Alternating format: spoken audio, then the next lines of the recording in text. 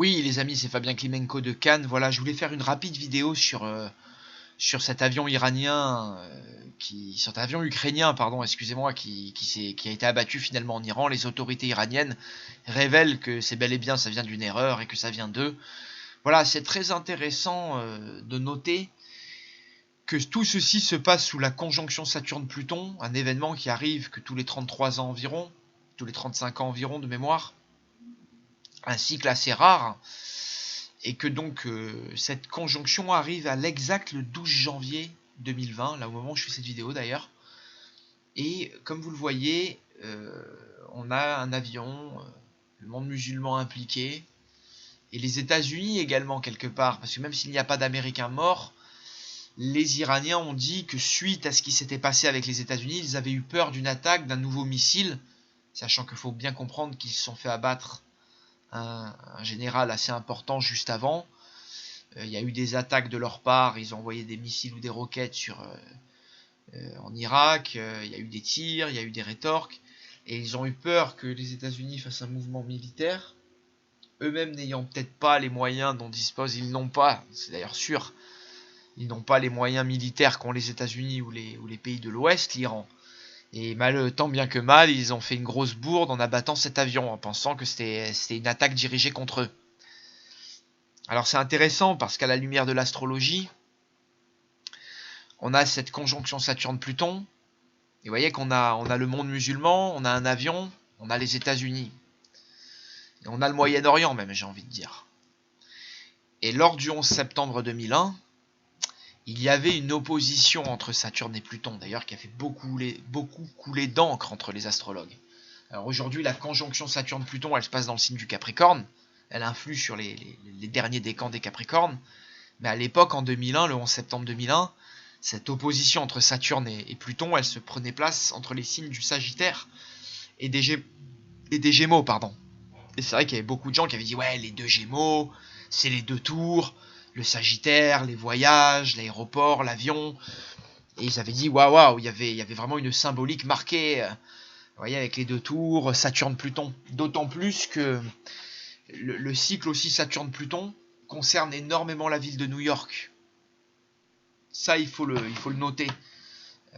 J'en reparlerai dans une autre vidéo, mais la ville de New York s'est fondée, ou du moins s'est agrandie à des moments clés, sous le cycle justement de Saturne et Pluton. Voilà. Et c'est vrai qu'il y avait eu cette fameuse, au-delà de la construction, il y a eu cette fameuse destruction dans l'opposition Saturne-Pluton en septembre 2001.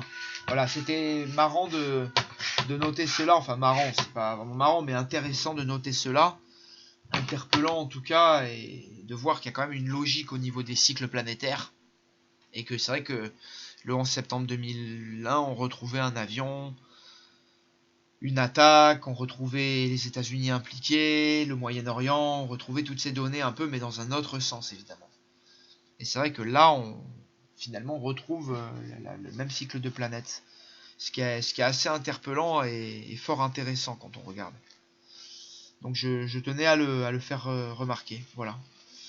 Écoutez, je vous remercie de votre attention pour cette vidéo, cet audio, je ne vais pas trop en rajouter. Alors évidemment, ce qui se passe ici en Iran, là, ce qui s'est passé, sur la première quinzaine de janvier, au moment d'alignement planétaire très conséquent, il faudra surveiller cela autour de la fin mars et du tout début avril.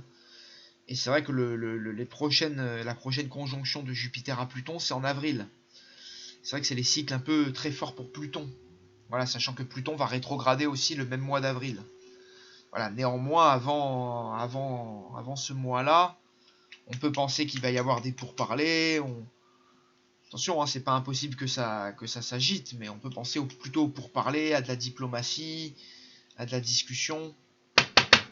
D'autant plus qu'il n'y a pas eu de révolte immédiate, il y a eu un aveu, même si, encore une fois, hein, pour des choses comme ça dans le passé, il y a eu des guerres mondiales qui se sont déclarées, hein, pour des sous-marins abattus, pour des bateaux abattus.